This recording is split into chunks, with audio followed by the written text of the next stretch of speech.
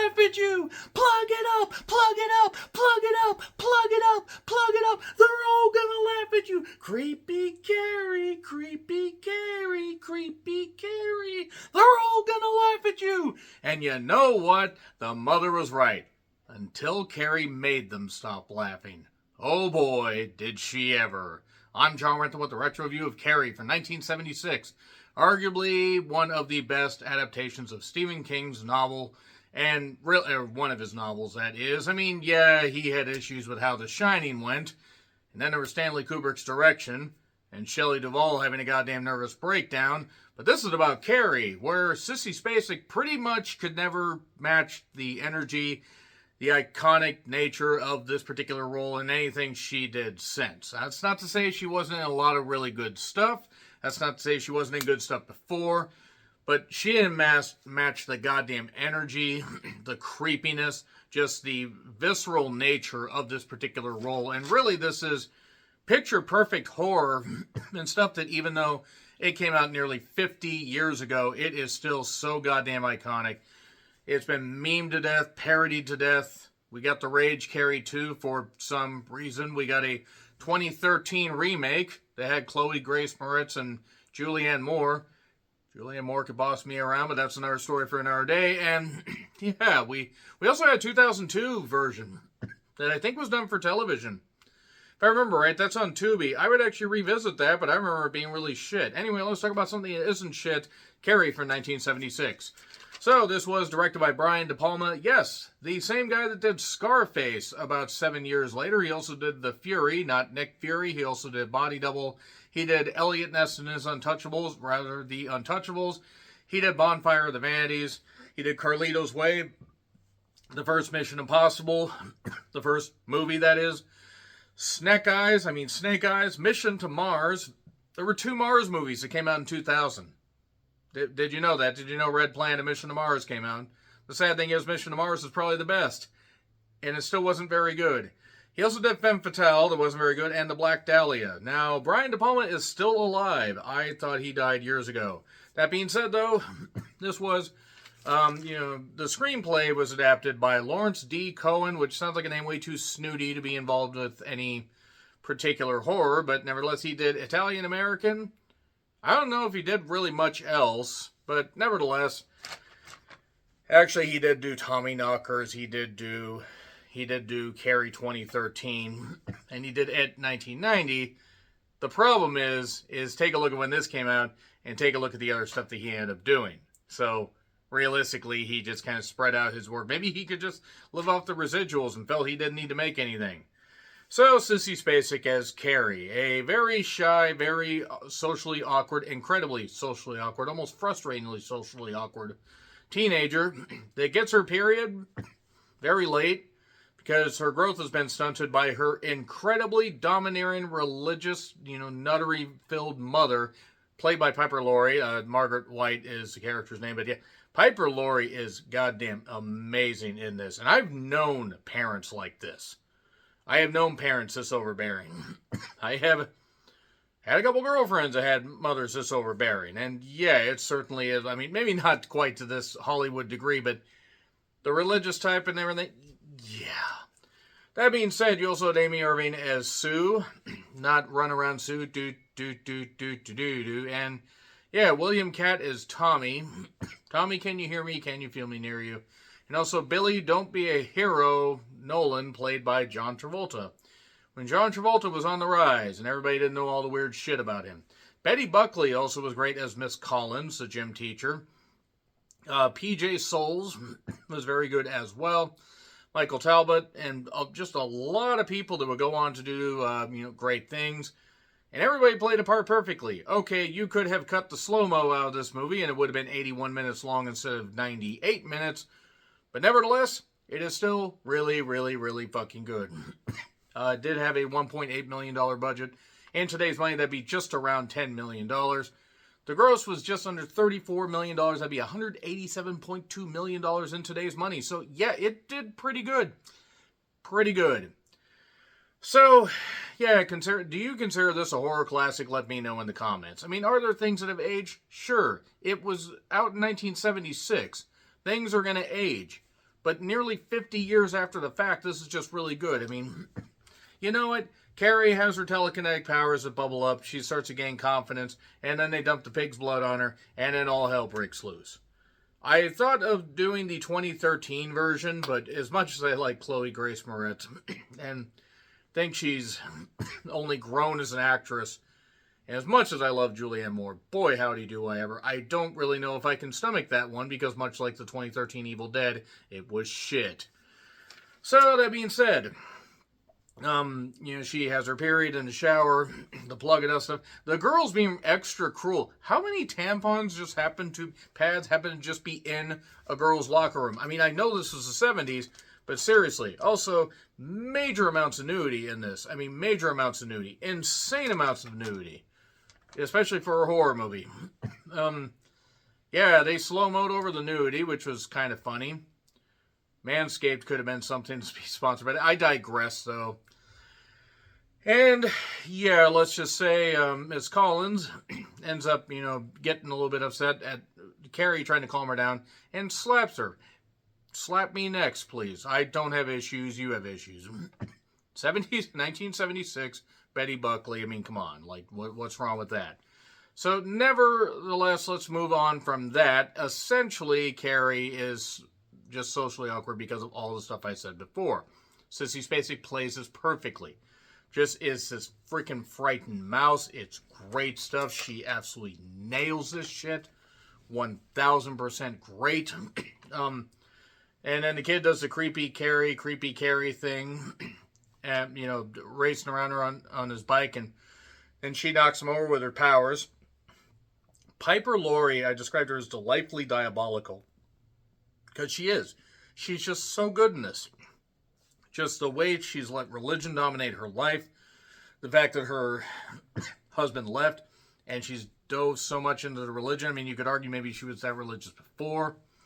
But, it's a sin. Everything's a sin. See, that's the thing, is if you get that deep into the goddamn Bible or to any version of the Bible, no matter what denomination you are, no matter what version, new, old, wrinkly, ancient testament or testament, as it were, you are going to find shit that is going to be considered a sin, even the stuff that contradicts the other stuff, as Ned Flanders once said. The music is good. I forgot they used some parts from Psycho in this. I haven't watched this movie in a while. Betty Buckley, though, tremendous as Miss Collins. Great. Absolutely great as Miss Collins. And then, basically, Chris, played by Nancy Allen, who's just a great bitch here, an absolute great bitch. She comes up with the idea, well, we're going to play a trick on Carrie, because all this stuff that happened with Carrie led to them getting detention, basically. And if they don't participate in detention, they get a 3-day suspension and their prom privileges are revoked. And of course, back in the 70s, everybody wanted to go to prom. I went to my senior prom. I got to dance with a 6-foot Swedish exchange student. Oh, I think her name's Ellen. Hope she's doing well. I mean, I lost contact with her, during the summer. But that being said, at least, everybody wanted to go to prom. I personally couldn't have cared less if I went to prom. I always kind of hated that stuff.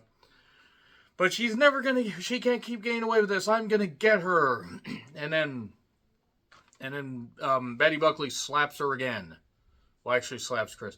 And then grabs her like, you can't do this, you can't do this. This isn't over. Technically it is. By the way, a little bit earlier, Tommy, Can You Hear Me? Can You Feel Me Near You? Did a poem. Carrie commented that it's beautiful, and that's how they got their in, to make sure that they could play this trick. Now, to be fair, though, Tommy, I think, starts to regret just a tiny little bit that they're going a little bit too far with this whole thing. Carrie's staying up on her telekinetic powers. Here's Travolta. I don't know why that made me laugh so much. He just so goofy. So goddamn goofy. And I one thing I didn't necessarily like, though, was the spousal abuse or the girlfriend abuse. Dumb shit, don't call me that. And it's like, she slaps him, he slaps her. No, you don't do that. I've had relationships where you can maybe have it a little rough, but that's not really good. this is before, again, we knew all the weird shit about Travolta, so I can only imagine what he was imagining while there was a certain polishing of the knob taking place. So, they decide to work on her because Carrie immediately, just calls bullshit on this whole thing with Tommy. And they mallet a pig to death. Well, Travolta does. Mallet a pig to death to get pig's blood to dump on Carrie. And yeah, the Psycho theme. I totally forgot the Psycho shower theme was in this. I mean, it's a good use of it. A little bit on the nose, I guess, given the stuff that the relationship between the mother and daughter and everything. But a reminder, by the way, that when they did Psycho 4, right before Anthony Perkins passed away, they had Olivia Hussey, playing, Mrs. Bates. There was nothing wrong with Olivia Hussey even back then. Moving on. The 70s, when polyester was king, and they had frills and everything, and all kinds of crazy shit. So, she's going to go to the prom. The mother's upset that she has the dress on. They're a breast mother. Every girl has them. And then she's like, they're all going to laugh at you. They're all going to laugh at you. And yes, they do. But for the mother to act that way, as if shielding her daughter and acting that way is appropriate, it's really, really not. And you can tell that Tommy, can you hear me? Can you feel me near you? Is starting to have some doubts. At least a little bit. Good stuff by William Catt here. If not, he played it off well. So, Chris got this idea to, dump the pig's blood. It's going to be Chris and Billy, don't be a hero. Sue is going to try to stop because even though, and by the way, Sue had the idea for Tommy to do this, even though she sees that, like, Carrie's having a good time, and even though Tommy's being a little bit of a kind of a cheating little scumbag, she decides, you know what? I'm going to stop this. I don't want to do this because something's not right. Carrie's having a good time. She tries to stop her. That doesn't work. And the pig's blood gets dumped. And then, oh boy, does all hell break loose. Travolta and Alan manage to escape. But nobody else escapes. Because Kenny Omega's right, you can't escape. It doesn't matter if you were laughing at her, not laughing at her. She was having the kaleidoscopic vision and everything. We get the split camera stuff, film noir style. It's great. And the fire hose is going. The place catches on fire. People are getting, killed. One person gets severed with something. I think it was Mrs. Collins, if I recall correctly. And, yep, they're all going to laugh at you. They did. And then Carrie made them stop laughing. And made them horrified. And the red light special commenced well before TLC ever thought of it. Well before Lisa Left Eye took part in that first ever rollover plan in Central America. That's mean. So, Chris and Billy watch on. And Carrie basically causes everyone's death and then just walks out in a trance, basically. And then Chris comes up with a bright idea. Hey, we've escaped. We could just take another path, or we could try to run this telekinetic beast down. And they almost do it until Carrie turns around and their car veers around and explodes. And I guess John Travolta truly wasn't staying alive. Okay, now that I've done that. The mother has like a vigil set up. Had a knife. That was played up a little bit earlier when she was cutting a carrot. And after Carrie takes a bath, cleans off the blood and everything, that had to just stay in the bathtub like crazy. Not that it'll matter in a couple of minutes. But sin is everywhere. Sin never dies. Then she stabs Carrie in the back, and we get more of the Psycho stuff after Carrie tumbles down some stairs. And then Carrie basically impales her with a whole bunch of knives. And that's just like the Jesus with the arrows in him, little statues she had a little bit earlier. And then she's basically done for because she was stabbed in the back, but she gets her mother. The house gets sucked into the goddamn ground, and now that's all dead. That's all done. And then Sue's still freaked out, and then gets more freaked out when she has a dream of times gone by. Thank you, Susan Boyle. She goes to put some flowers on Carrie's grave where people have written, Carrie White burns in hell. That's good. You haven't learned a thing. What if she comes back and then she reaches up and grabs her hand and Sue's screaming like crazy and thus ends Carrie? A maddening film, but just so good. So good. So yeah, let me know your favorite Carrie moments in the comments. What's your favorite Stephen King adaptation? Let me know. If I haven't reviewed it, maybe I'll give it a shot. Like, share, subscribe, Twitter handle in the description. I'm John Rickland. I'll see you soon.